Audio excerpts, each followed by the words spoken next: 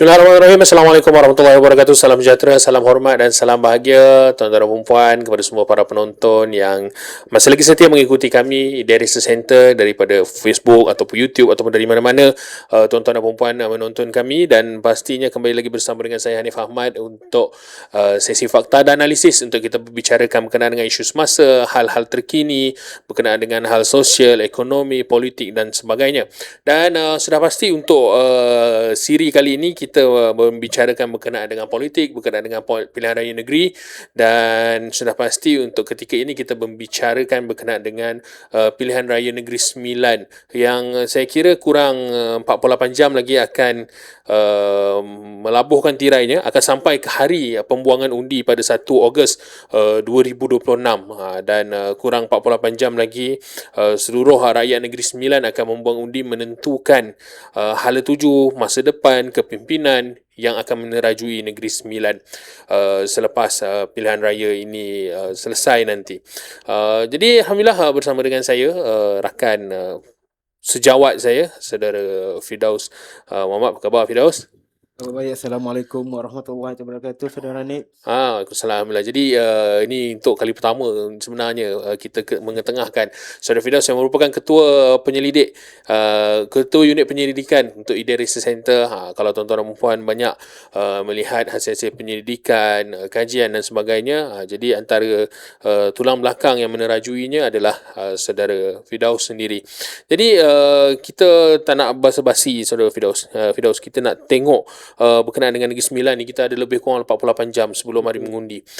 Biasa 48 jam ni adalah tempoh-tempoh yang kritikal lah. 48 jam, lepas 48 jam kita ada lagi 24 jam tempoh kritikal di mana segalanya boleh berubah. Betul. Macam-macam perkara boleh berubah. Dan kita nak tengok apa yang boleh berubah sebenarnya untuk tempoh 48 jam ni. Kalau boleh di awal ni mungkin Fidah boleh kongsikan berkenaan dengan tentang proses membuat keputusan. Kita faham pengundi ni ada yang kalau yang menganggotai parti politik ini, dia kebiasaannya dia dah ada. Kalau Barisan Nasional, pengikut dia memang dah tentu dia akan mengundi Barisan Nasional. Kalau mengundi Pakatan Harapan, dia sudah tentu dia akan mengundi Pakatan Harapan, pengundi mereka sendiri. Tetapi dia ada golongan yang belum membuat keputusan, golongan-golongan seperti ini. Mampukah golongan-golongan seperti ini boleh memberikan perubahan ataupun mampu mengubah apa-apa situasi dalam tempoh 48 jam ni, Firdaus? Untuk Ida telah menjalankan kajian yang mana kita telah menjalankan kajian pada 16 hingga 19 Julai yang lalu. Kita menembual secara bersemuka di lapangan melibatkan 1,225 orang responden. Okey, kita ada tanya berkaitan dengan pada ketika manakah pengundi membuat keputusan dan pendirian dalam memilih sesuatu parti dalam pilihan raya. Jadi dapat disimpulkan 63.4% pengundi telah pun membuat keputusan. 63.4%. Betul. Membuat keputusan pada hari telah pun membuat keputusan. Okey. Dan selebihnya membuat keputusan pada hari pengundian iaitu 14.8%, dan juga selepas penakluman calon 12.3%, seminggu sebelum pengundian 6.7%. Itu jawapan yang kami dapat semasa kami turun lapangan. Yang mana kalau kita melihat dari segi sokongan parti, kita tengok yang telah membuat keputusan ni majoriti adalah daripada Barisan Nasional. Okey, sebanyak 52%. Okey, dan Pakatan Harapan kalau kita tengok yang banyak belum membuat keputusan pun ada ni juga, ada dikira tinggi juga, tapi yang telah membuat keputusan pun lebih kurang dalam 38.5%. Itu kita tengok ketegaran, dari segi ketegaran pengundi Barisan Nasional dan juga PAS. Kita melihat sejak daripada pihak yang lepas, pengundi mereka ni orang kata memang tegar dan juga memang akan sentiasa mengundi Barisan Nasional Dan Barisan Nasional juga, kalau kita tengok semasa siri pilihan raya dan juga pilihan raya kecil, mereka sentiasa jentera Barisan Nasional sentiasa orang kata menggerakkan jentera mereka untuk mengeluarkan Keluar undi. pengundi mereka. So kalau kita tengok kan, dia punya apa ni, yang belum membuat keputusan, kalau yang belum membuat keputusan ini, kebiasaannya dia ada significant numbers kan, beberapa persen, 63 dah buat keputusan, tapi Betul. ada lebih kurang dalam 36.6% yang kira belum membuat keputusan. Maksudnya dia akan buat keputusan hari mengundi, seminggu sebelum dan sebagainya. Mereka ni adakah mereka ini adalah golongan yang mampu memberikan perubahan ataupun menterbalikkan keadaan?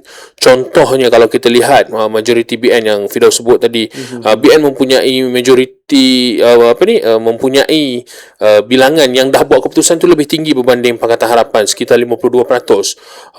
Jadi kalau yang undecided ini membuat keputusan pada hari mengundi, contohlah kalau mereka mengundi parti selain daripada Barisan Nasional, adakah ia mampu menterbalikkan keadaan ataupun situasi? Betul, kalau kita tengok 34% mereka ni sebagai kategori pengundi yang lewat membuat keputusan. Jadi kita kategorikan mereka adalah pengundi di atas pagar kerana mereka ingin melihat situasi semasa berkempen, semasa hari pengundian, melalui manifesto yang dijanjikan oleh setiap parti. Jadi angka ini memang kita tak boleh pandang remeh, sebab mereka boleh mengubah kalah dan menang bagi sesuatu parti politik yang bertanding lah. Sebab pendirian mereka kita tak boleh jangka, sebab majoriti mereka adalah daripada golongan muda, dan juga bila kita tengok dari segi kaum, majoriti adalah kaum Cina dan juga orang muda lah. Adakah mereka ini boleh kita gelarkan sebagai silent voters? Atau pengundi atas pagar dengan silent voters ni adakah mempunyai persamaan ataupun macam mana? Sebab kalau kita tengok pengundi atas pagar ni, dia masih lagi menunggu keputusan. Ke kiri tidak, ke kanan tidak. So dia masih lagi menunggu apa-apa pengumuman ataupun bentuk-bentuk inisiatif yang akan memberikan weightage kepada mereka untuk membuat pilihan. Tapi kalau silent voters ini, kita tak tahu, kita tak boleh nak duga pun. Kita walaupun kita katalah kita tawarkan dia dengan segunung emas pun, dia masih lagi tak boleh memberikan sebarang respon untuk menyokong kita ataupun tidak. Kumpulan-kumpulan silent voters ini, mungkin saya setuju, mungkin silent voters ini dilihat sebagai penentu juga, sebab mereka ingin mereka nak melihat, macam saya cakap tadi, melihat manifesto dan juga janji-janji apa yang mereka dapat, dan mereka melihat sepanjang kempen apa maklumat-maklumat yang mereka terima sepanjang berkempen, sama ada daripada media sosial dan juga semasa di bawah. Jadi saya tengok 34% ni pengundi yang orang kata penentu kepada pentadbiran baru di Negeri Sembilan nanti. Okey, macam kita sebut tadi di awal, kita nak melihat apa yang boleh berubah dalam masa tempoh 48 jam. Dan kalau kita boleh lihat, malam tadi telah disiarkan, bukan malam tadi, semalam lah telah disiarkan laporan RCI Tabung Haji, di mana ianya adalah merupakan salah satu faktor orang kata faktor saat akhir, melihat kepada mampu mencorak semula corak pengundi, corak perubahan pengundi tu. Kita nak melihat, bila kita sebut berkenaan dengan tabung haji, mungkin saya boleh kongsikan sikit berkenaan dengan latar belakang berkenaan dengan laporan RCI tabung haji ini, di mana kerajaan melalui sekretariat laporan jawatankuasa RCI ini, iaitu JAKIM sendiri, telah rilis apa? Mengeluarkan. Telah mengeluarkan kan laporan penuh berkenaan dengan RCI tabung haji ini, yang mana ianya menunjukkan banyak kelompongan-kelompongan berkenaan dengan tabung haji, dari sudut pentadbirannya, dari sudut tata kelolanya, pengurusan, dan bagaimana wang-wang dibelanjakan sesuka hatinya kepada diberikan inisiatif kepada ahli lembaga pemegang amanah dan sebagainya. Pokok pangkalnya laporan yang bermuka surat 200 lebih. Saya baru baca sampai muka surat 69 dan masih lagi cuba untuk go through lah, dan kita baca sikit-sikit daripada portal berita berkenaan dengan laporan-laporan ulasan-ulasan mengenai laporan RCI ini. Ianya mampu sedikit sebanyak memberi kesan. Adakah berapa peratus dia akan memberi kesan? Saya melihat daripada laporan RCI yang telah diterbitkan oleh pihak JAKIM. Okey. Sebelum ni kalau kita tengok semasa pilihan raya umum, pilihan raya kecil negeri Johor, yang mana sokongan Melayu kepada PH lebih kurang dalam 10-11% dianggap rendah berbanding siri pilihan raya parlimen dan juga DUN hari itu. PH mendapat lebih kurangnya dalam 18 hingga 20%. Jadi saya melihat kemungkinan Pakatan Harapan boleh mendapat sokongan Melayu lebih kurang dalam 20%. Sebab dulu mereka semasa pilihan raya 14 pilihan raya DUN dulu, pilihan raya 15 DUN 2023, mereka mendapat sekitar dalam 17% pengundi Melayu. Jadi kemungkinan dengan isu-isu ini mereka boleh dapat sekitar dalam, mereka boleh kekalkan dalam 17%. Saya jangka itulah daripada kesan daripada RSI dan juga kesan daripada kempen yang dimainkan oleh pihak Perikatan Nasional, yang mana ada ahli politik yang menyebut berkaitan dengan dikira sebagai sentimen perkauman. Jadi kita melihat semasa turun lapangan terdapat pengundi Cina yang marah dengan dengan statement tersebut. Jadi adakah kemarahan pengundi Cina akan menyebabkan majoriti Cina akan keluar mengundi? Sebab semasa pilihan raya DUN yang lepas, Pakatan Harapan mendapat sokongan undi daripada pengundi Cina lebih kurang dalam 84%. Okey, dan juga daripada India lebih kurang dalam 20%. Okey, jadi adakah statement yang dikeluarkan oleh Parti Politik Perikatan Nasional dan juga RCI ini akan dapat mengubah sokongan pengundi kepada PH? Sebab saya melihat situasi sekarang berbeza dengan negeri Johor.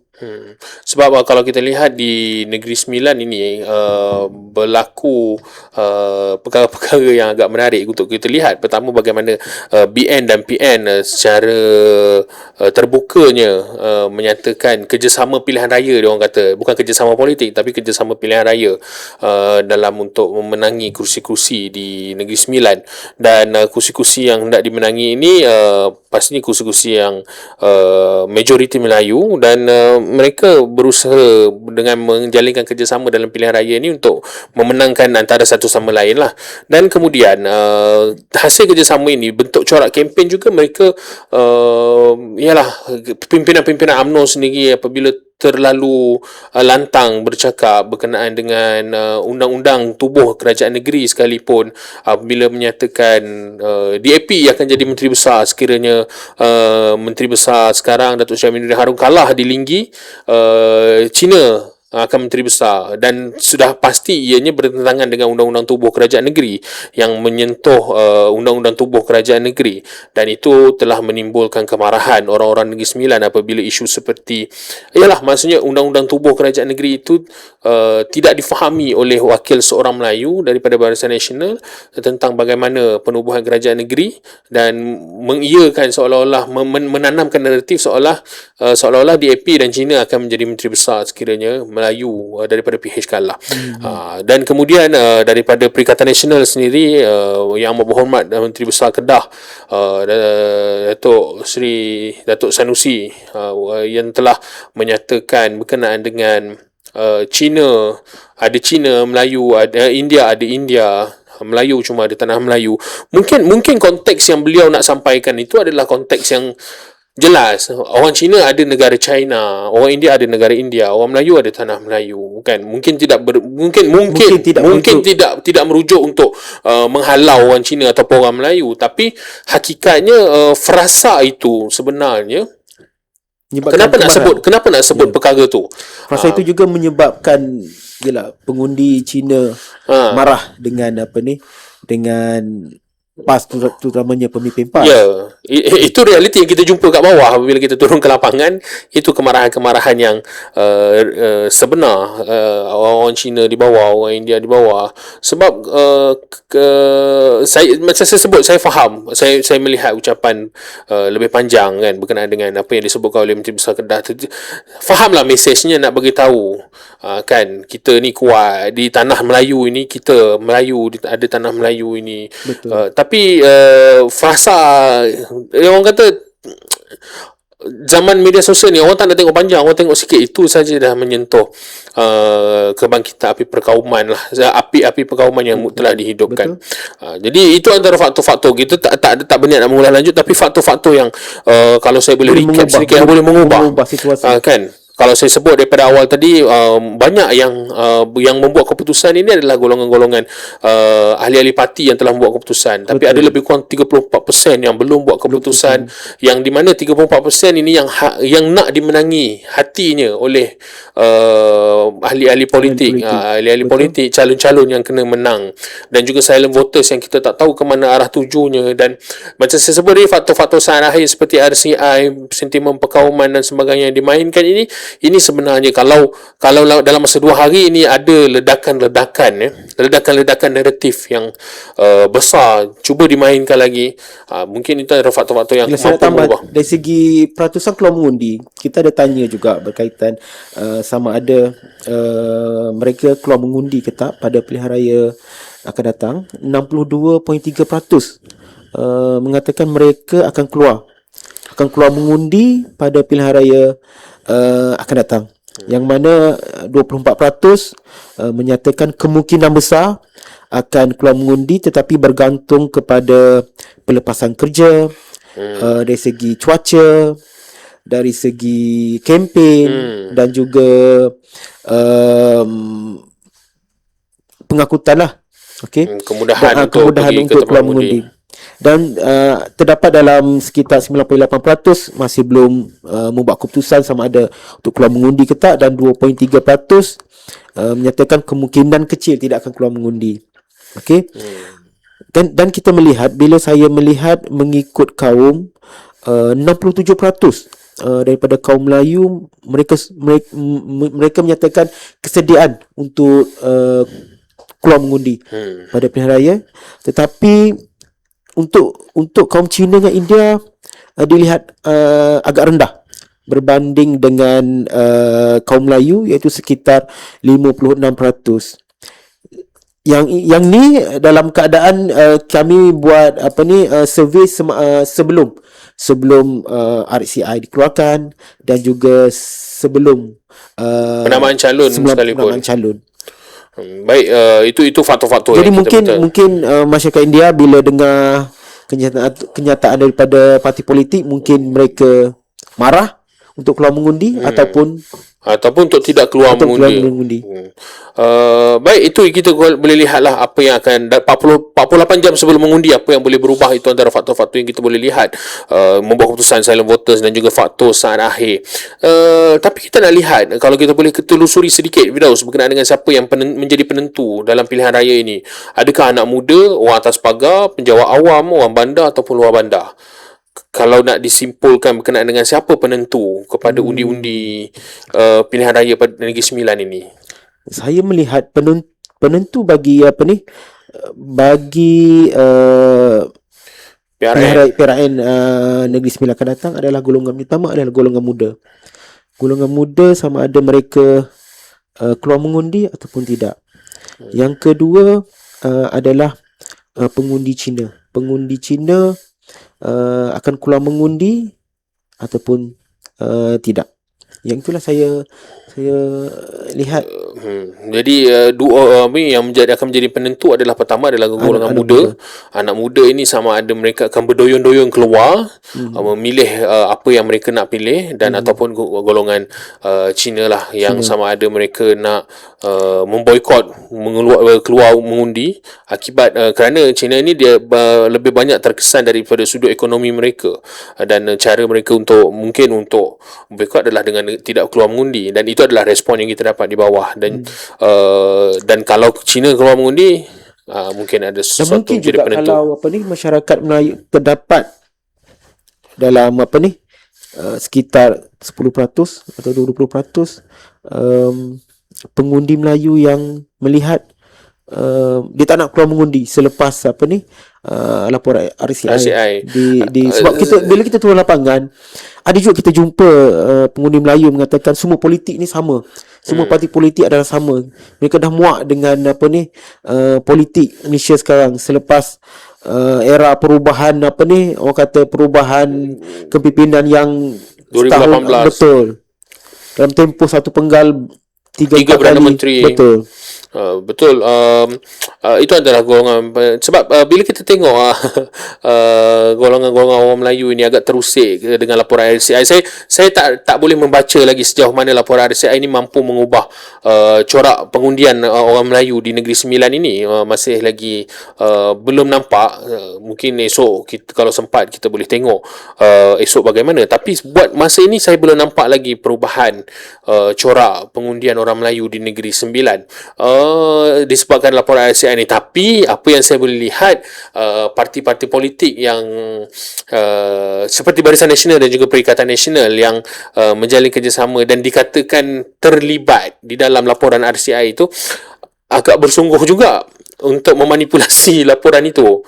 Kan, mereka cuba mencari mana-mana kelompongan untuk meletakkan kerajaan semasa ataupun kerajaan PMX di bawah Madani ini juga terlibat dalam RCI ini, sebab kesungguhan mereka untuk memanipulasi laporan itu sangat jelas lah. Saya tak melihat atas konteks untuk condemn ke apa, tapi ini yang saya lihat apa yang keluar di wall Facebook saya. Mereka sangat aktif untuk memanipulasi laporan RCI itu seolah-olah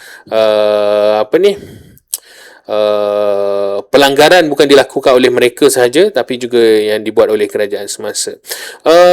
Sebelum kita berakhir, kita nak berbicara berkenaan dengan ramalan tanpa memihak lah. Kan apa ini personal Firdaus sebagai seorang yang lihat ini secara panjang dalam masa hampir 2 minggu ini, dan juga secara di atas lapangan, bentuk-bentuk gabungan dan implikasi. Contoh, kita ada BNPN, kita ada PH, ada pula naratif baru BN menggunakan PN untuk mendapatkan undi, kemudian PN akan terus kalah dan PN akan bergabung semula dengan PH membentuk Kerajaan Negeri Sembilan. Ada naratif yang seperti itu baru keluar semalam. BN PH, pandangan Firdaus? Bagi saya untuk kata siapa yang menang, siapa yang kalah tu cuma kita tak pasti lagi lah.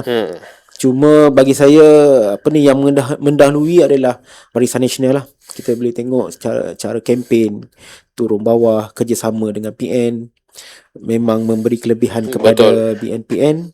Tapi saya jangkakan dengan isu-isu semasa sekarang ni 2-3 hari laporan RCI dan kenyataan tu semua, mungkin terdapat beberapa kerusi yang dilihat marginal, yang mempunyai orang kata majoriti rendah, yang mana akan ada persaingan sengit.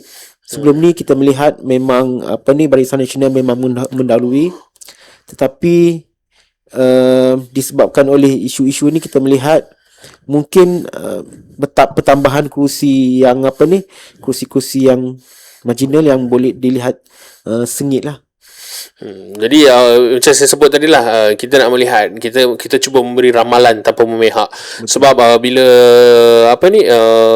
sebagai badan penyelidik ini, orang biasanya tak faham bila kita kata kita buat kajian. Yang diorang nak mahu adalah ibarat kita ni adalah Tok Nujum, siapa menang siapa kalah. Jadi kita hanya memberi indikator ataupun kita hanya memberikan pandangan berdasarkan apa yang kita lihat di lapangan. So bentuk gabungan dan implikasinya, kalau kita lihat, sebelum saya berakhir, kita ulas sedikit bagaimana BN dengan PN sebenarnya satu gabungan yang sebenarnya dia ada antara kumpulan yang suka dan tak suka. Bila kita turun ke lapangan, orang tua ni dia tak berapa suka sangat dengan Perikatan Nasional ni. Dia tak suka sebab di dalam Perikatan Nasional ada grup pengkhianat Barisan Nasional, iaitu Hamzah daripada Wawasan, dan juga grup PAS ini juga kurang disenangi oleh golongan-golongan yang berumur 50, 60. Tapi mereka kekal. Mereka adalah pengundi tegar kepada Barisan Nasional dan menolak PH secara total hanya kerana DAP. Ini adalah satu kumpulan tegar, dan kita nak melihat bagaimana pengundi di saluran 1 dan saluran 2 ini, mampukah mereka memberi undi kepada calon Perikatan Nasional di kerusi yang tidak ditandingi oleh BN, beberapa kerusi yang hanya PN dan juga PH. Mampukah pengundi-pengundi umur 60 ke atas ini membuang undi saluran 1 dan saluran 2 ni, memberi undi kepada BN? Saya melihat pengundi PN boleh pergi ke Barisan Nasional. Boleh pergi ke Barisan Nasional. Setakat yang kita jumpa di bawah, pengundi PN atau pengundi PAS willingly sanggup untuk memberikan undi mereka kepada Barisan Nasional. Tetapi pengundi Barisan Nasional belum tentu lagi akan undi PAS ataupun Perikatan Nasional. Itu yang kita kalau kita tanya, sebab calon BN tak ada kat situ, apa option yang mereka ada? Mereka pilih untuk tidak keluar mengundi daripada mengundi PH dan juga PN. Tapi itu semua bergantung kepada jentera BN. Bergantung kepada jentera untuk sebab bawa mereka keluar. tak akan mengundi Pakatan Harapan. Betul. Mereka akan ambil pendekatan tak keluar mengundi. Tapi kalau jentera Barisan Nasional buat kerja, mempunyai GOTV yang baik, mungkin dapat mengeluarkan pengundi mereka, saya rasa tak ada masalah kepada gabungan PN. Itu satu kelompok. Bila gua masuk ke kelompok pertengahan, mereka selesa dengan gabungan BNPN ini. BNPN ini, tapi ada kelompok yang tidak selesa dengan BN. Betul. Mereka melihat BN ini sebagai liability kepada kerajaan berdasarkan track record mereka yang lampau.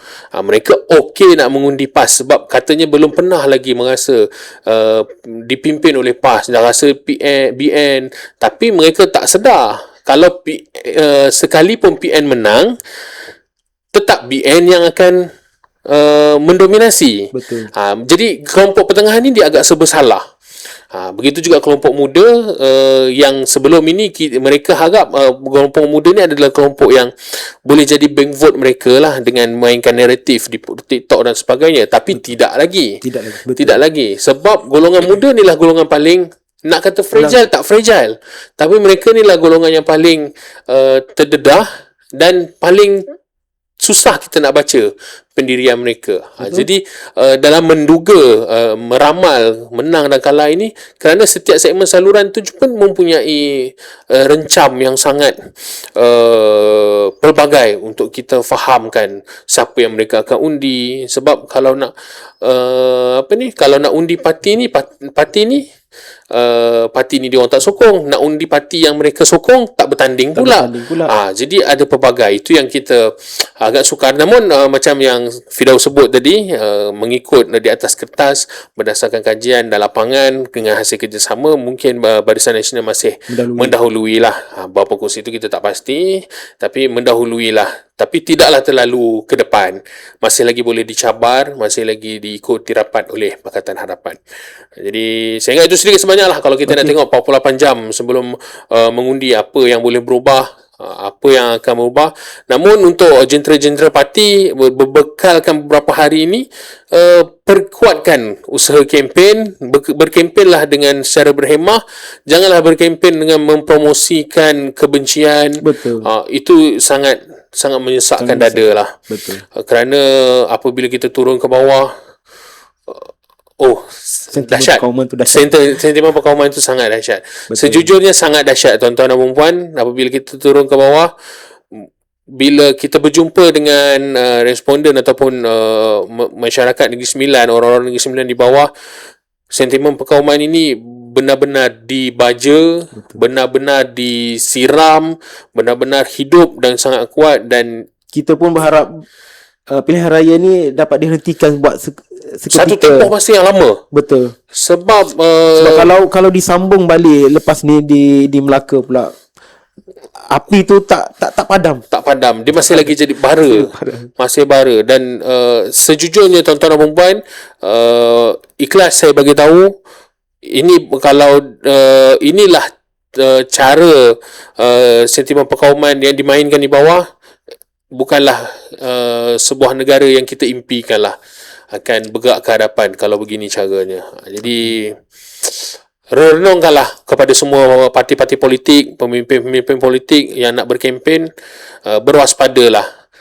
Kerana kalau anda yang memainkan isu perkauman dan anda yang akan ditakdirkan menjadi pemimpin, anda yang akan menanggung risiko, belum tentu mampu anda untuk mengatasi masalah isu perkauman ini. Jadi itu mungkin sedikit sebanyak pesanan terakhir lah daripada kita. Jadi terima kasih Firdaus untuk masanya petang ini. Kita membincangkan sedikit berkenaan dengan 40 jam sebelum mengundi, apa yang boleh berubah. Jadi kepada rakyat Negeri Sembilan, selamat mengundi pada 1 Ogos nanti. Kita berjumpa dalam siri yang akan datang. Assalamualaikum warahmatullahi taala wabarakatuh. Waalaikumsalam.